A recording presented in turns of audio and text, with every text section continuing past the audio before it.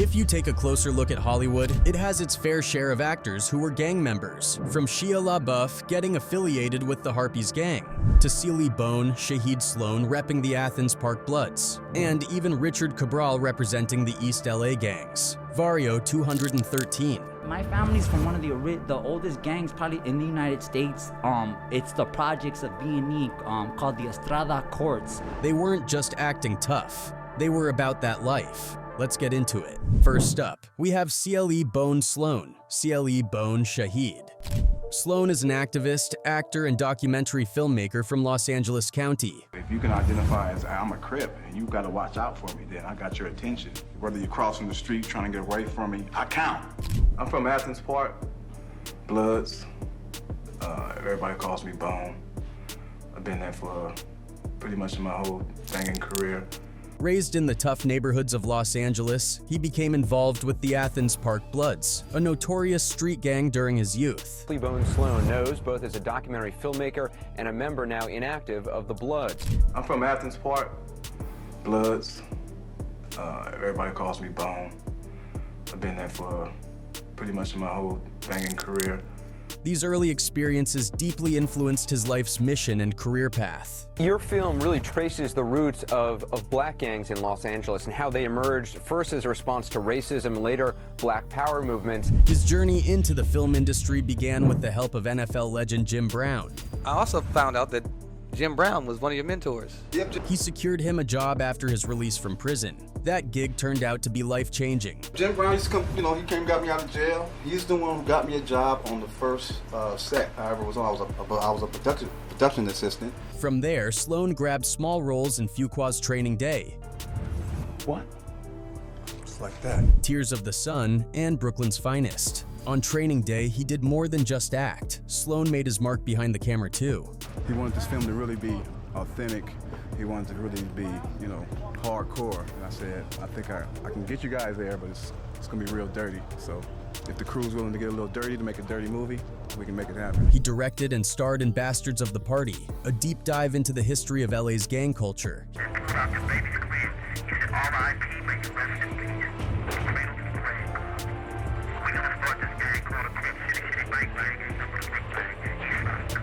He's also taken his mission to major platforms like The O'Reilly Factor, and even Anderson Cooper 360 Degrees, speaking out against gang violence through his nonprofit, AK Tive. I mean, it's been going on for the last 10, 15 years, and it seems to me like people are really scared to call it what it actually is. In 2015, Sloan was involved in a tragic hit-and-run incident in Compton caused by Suge Knight.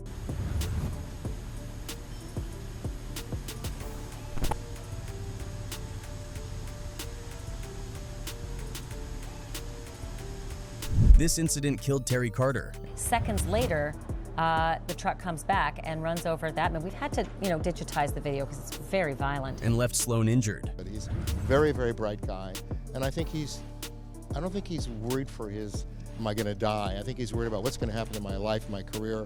I don't know if he's going to walk again. Despite his gang past, he's dedicated to transforming gang culture and pushing for change from the inside. Second on this list is Richard Cabraw. Richard Cabraw is a Mexican-American actor, producer, and writer best known for delivering raw, unforgettable performance in American Crime. But the muscle graft is going to reduce your mobility. Once the damaged bone in the femur fuses, his talent and intensity on screen have earned him major roles on many other TV shows. I got a job. I got a life. I got a kid on the way. But long before the cameras and critical acclaim, Richard lived a very different life, one shaped by the harsh realities of East LA's gang culture. I became what I became because it was around me, you know what I mean? He grew up in Montebello, California, as a documented member of Wario 213. My family's from one of the oldest gangs probably in the United States. It's the projects of B&E called the Estrada Courts. By 12, the streets had already started calling, and by 14, he was all in, experimenting with D's, running with the wrong crowd, and chasing the things that seemed to matter most. At 12, 13 years old, that's when everything starts happening if you really think about it. That point right there, I believe, is when maybe things started maybe going downhill, if you want to say, or he already thought the guys with the taggers, you know, were his buddies. His first brush with the law came over something seemingly small, stealing a bike. He wanted a bike. He asked the kid to give him his bike, and the fact that he said no and he pushed him, took the bike. What is that? Robbery. And that was his first. But to the system, that was robbery, and it was enough to set him on a dangerous path. When his grandfather broke the news to his mom, reality hit hard. She visited him, and despite his tough act, she saw the fear in his eyes. "Mom, please don't cry," he told her. "If you cry, I'm gonna cry, and I can't cry in here." That moment stuck with her, and with him. He looks at me, and of course he sees Mom, we both, you know, and that emotion, and he yells, "Mom, please don't cry, because if you cry, I'm gonna cry, and I can't cry in here." But one bad decision led to another. By 17, he had his first strike after a beer run turned into a strong-arm robbery when he fought with security. Got a petty theft, and after that it was on every year, in and out, in and out. Okay, my first strike, what was that?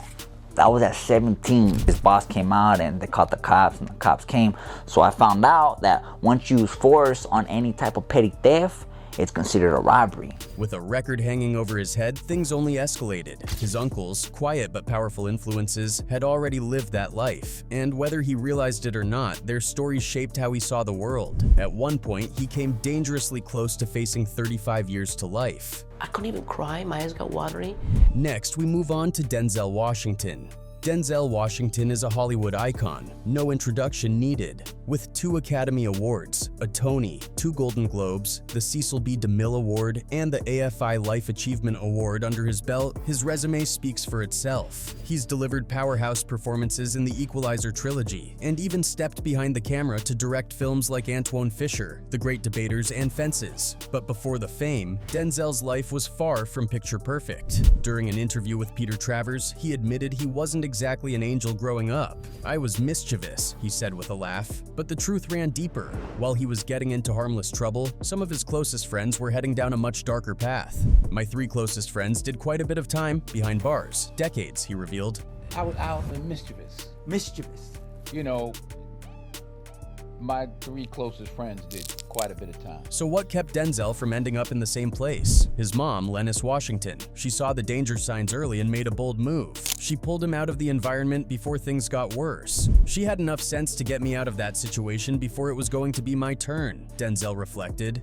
And my mother had enough sense to get me out of that situation before it was going to be my turn. He described his teenage years as throwing rocks at the penitentiary, always towing the line but never crossing it.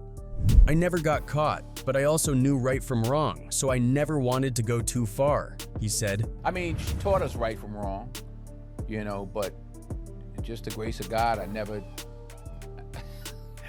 got caught. There you go. But I also knew right from wrong, so I didn't want to go too far. But I dipped my toe in the water. The game changer? Lennis put him in a private school starting in 9th grade, an opportunity his friends didn't get. The difference in their lives was drastic. One did 28 years, one did 20, and the other did 12, Denzel shared. One friend didn't make it out, while the others eventually did. And my 3 closest friends started heading further and further in another direction. And, you know, one did 28 years, one did good 20, and one did 12. When asked what advice he'd give his younger self, Denzel didn't hesitate. "Listen to your mother, and honestly, we all should." Next on this list, we have Shia Labeouf. This guy has always been one of Hollywood's wildest and most unpredictable actors. You probably know him from Transformers Holes and Indiana Jones, but his commitment to roles goes way beyond the usual, like pulling out his own tooth or going so deep into method acting that it messes with his head. And that wasn't enough. They're kind of laughing at me like I'm an idiot, and they think it's like ridiculous.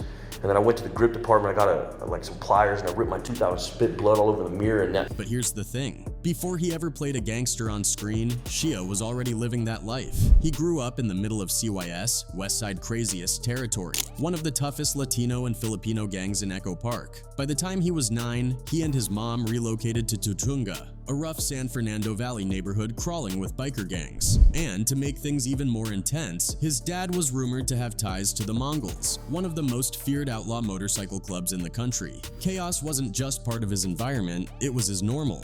Despite the madness, Shia had a gift, acting. And in 2019, he took on one of his most intense roles yet, Creeper, a ruthless enforcer in The Tax Collector, directed by David Ayer. This is Creeper. You heard of me? Most actors would do some research, maybe hang out with a few ex-gang members. Not Shia. He went all in. Back to Echo Park, back to the life he knew. He didn't just observe, he got involved. I've always been attracted to a Marine, to a gangster, to an extremist who's cultivated this kind of tribe around him. Shia got real tattoos, including Creeper across his stomach and symbols linked to Harpies 13, one of LA's most feared Mexican-American gangs. And here's the craziest part, he even got his official put-on, meaning he was accepted into the gang. His co-star, Conejo, a real Harpies 13 member, publicly confirmed it. Shia's method acting blurred the lines between fiction and reality. He wasn't just playing a gangster, he was living like one, leaving the film's crew uneasy, and raising serious concerns about his safety and mental state. In the end, he found the path out of all that chaos. I want to thank the police officer who arrested me in Georgia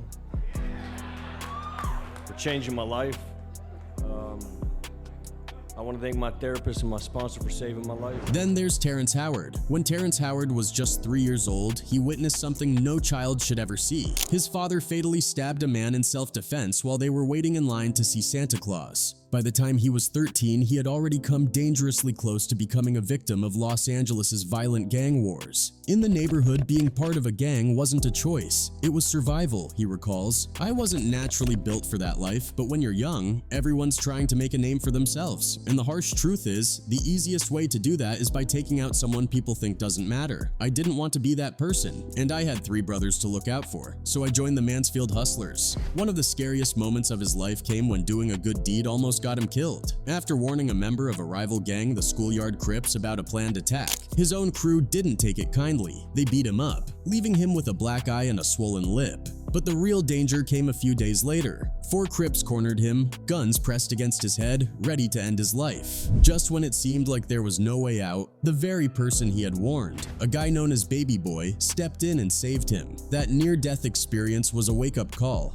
Terrence realized how fast life could be taken away and knew he had to get out while he still could. He turned his focus to acting, a decision that not only saved him from the streets, but also set him on the path to becoming one of Hollywood's most recognizable stars. Up next, we have Charlie Murphy, brother to our ever-comic Eddie Murphy. Charlie grew up in the tough streets of Bushwick, Brooklyn. He was the oldest son of Lillian, a telephone operator, and Charles Edward Murphy, a transit cop who dabbled in comedy. Life hit hard early. His parents split when he was just 5, and by the time he was 10, tragedy struck when his father was murdered by a girlfriend. Suddenly, Charlie was the man of the house. Even with all the chaos, Charlie Wally still found ways to have fun. At 9 years old, he landed a small role in the 1970 movie The Landlord, kicking off a future in acting and comedy. Over the years, he built a reputation as a sharp, no-nonsense comic and actor. But in 2017, the world lost Charlie when he passed away from leukemia.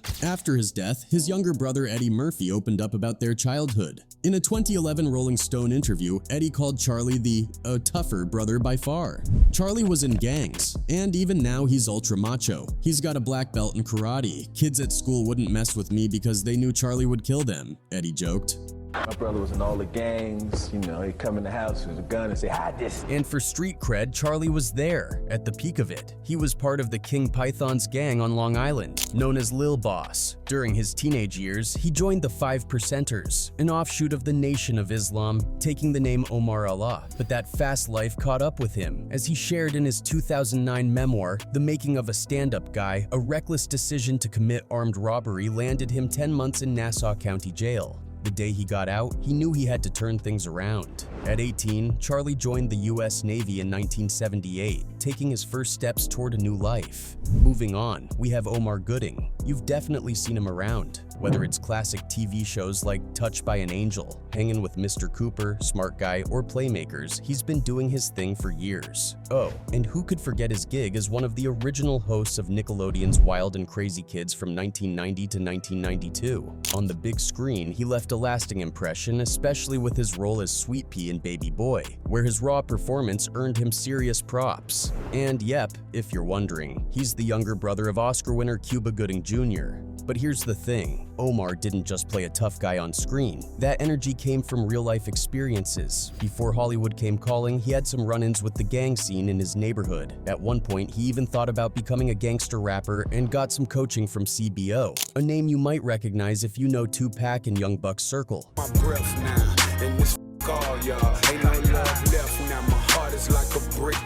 In a Vlad TV interview, Omar shared a wild story that feels straight out of a movie. One night, he and his best friend hit up a house party. Things got heated fast when a younger gang decided to test them. There was another gang there, and they approached us, just straight up, hit us up, where you from, that type of thing. What started as intimidation turned into an all-out brawl. Bottles flying, chaos everywhere. In the middle of it, Omar hit the ground to avoid getting clocked. That's when he heard, "I got him, I got him." And his heart sank. His best friend was lying next to him, bleeding from a gunshot wound to the head. They just surrounded us and then separated us. And still, no one threw a punch, they started throwing bottles. By some miracle, his friend survived. As for payback, Omar says they didn't seek revenge, but karma had its way. One of the attackers ended up dead, and another got locked up. Omar insists they had nothing to do with it, though some fans still side-eye the coincidence. One guy got killed, another one went to the hospital. Wait, so did your friend die? No. Your friend survived? He survived. Okay, so who got killed? The other side. Through it all, Omar chose a different path. And honestly, if he hadn't, we might have missed out on his unforgettable performance in Baby Boy and the impressive career he's built since. Next, we have the notorious Mark Wahlberg. Mark Wahlberg first made waves in the early 90s as the frontman of Marky Mark and the Funky Bunch, dropping hits like Music for the People, 1991, and You Gotta Believe, 1992. He soon shifted to acting, debuting in Renaissance Man, 1994, and landing his first big lead in Fear, 1996. But it was his role as Dirk Diggler in Boogie Nights, 1997, that really put him on the map. However, his past has faced renewed scrutiny, especially after he voiced support for Black Lives Matter. As a teen, Wahlberg was involved in racially motivated attacks, including chasing black children while shouting slurs in 1986, and shooting 2 Vietnamese men in 1988, the latter leading to a felony conviction. Back in the 1980s, Mark Wahlberg was involved in 2 hate crimes. In fact, he was convicted of 2 hate crimes and served some prison time for one of them. In 2014, he applied for a pardon, saying he wasn't seeking special treatment but wanted to prove he had changed. By 2016, he dropped the pardon request. Now he is seeking a pardon from both crimes. He wants to have it wiped off his record, and it's really stirring up a lot of debate as to whether or not he should be able to do that. In a 2020 interview, he said he had done the work to move forward, believing in second chances and taking pride in the effort to leave his past behind. Oh, and next we have Frederro Starr, rapper, actor, and all-around powerhouse. You don't understand English, man? I just said I want the same thing he got. Most people know him as part of the hardcore rap group Onyx, but that's just one side of his game. The man's been busy, starring in over 55 films and TV shows. He kicked off his acting career with a bang in the HBO drama Strapped, and from there, his resume just kept growing. Think Spike Lee's Clockers and Sunset Park. On the small screen, he popped up in classics like Law and Order and New York Undercover, but his big break? Playing Quentin Q. Brooks on Moesha alongside R&B star Brandy. That's what made him a household name. Despite his success, Fredro's upbringing wasn't exactly smooth sailing. In a candid chat with DJ Vlad, he got real about what it was like growing up in his neighborhood. According to him, back in the day, it felt like everyone was selling D's. It was just part of survival. Every kid from my era sold drugs. Every kid. Including both of y'all. Everybody. And if you've ever wondered if that cool, calm persona is all there is to Frederro, think again. Fans got a glimpse of his fiery side during a now infamous interview with Charlemagne the God, where things got heated fast after some provocation. Let's just say Frederro doesn't back down. Why we got an issue, bro? Because you brought some up that I ain't like, and I don't like that. I ain't no. I don't know what you want me to do. You can't do nothing. You can't do nothing. That's what I'm saying. You can't do nothing, big man. By choosing music and acting over the streets, Frederro not only honed his talents, but also dodged the dangers that trap so many others. And honestly, fans wouldn't have it any other way. Lastly, to the most unexpected on this list, Michael Jackson, the king of pop, and gang culture. Sounds unbelievable, right? But if you dig into his career, there are some curious hints that tie him to the notorious Crips. One of the most intriguing clues, his posthumous track Blue Gangsta, since the Crips are famously linked to the color blue. The song's title, and the fact that MJ refers to himself as a blue gangsta, has definitely sparked some speculation.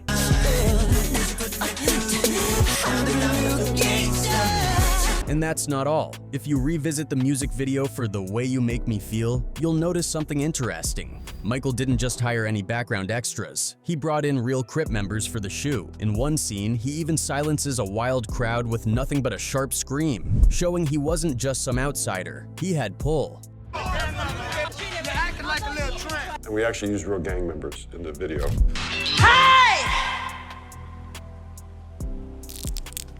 But wait, there's more. During performances, MJ had a habit of rocking blue outfits, including at the Grammys, leading some fans to wonder if he was low-key repping his set. Coincidence? Maybe. That said, as he grew older, it seemed like Michael wanted to leave any gang ties behind. In his song I'm So Blue, he talks about wanting to be set free, which some believe is a symbolic break from the Crips. But let's be real, Michael was always about spreading love and peace. He saw the tough realities of life growing up in Gary, Indiana, and he used his platform to promote unity. His hit Beat It is a prime example, urging people to walk away from violence rather than dive into it. So was Michael Jackson actually connected to the Crips, or was he just borrowing the aesthetic? Either way, the king of pop always knew how to keep us talking. In the end, we'll realize that it's not really about the movies and glamorous appearances on the red carpet. It is more of the background, the environment, where they all met themselves before the fame.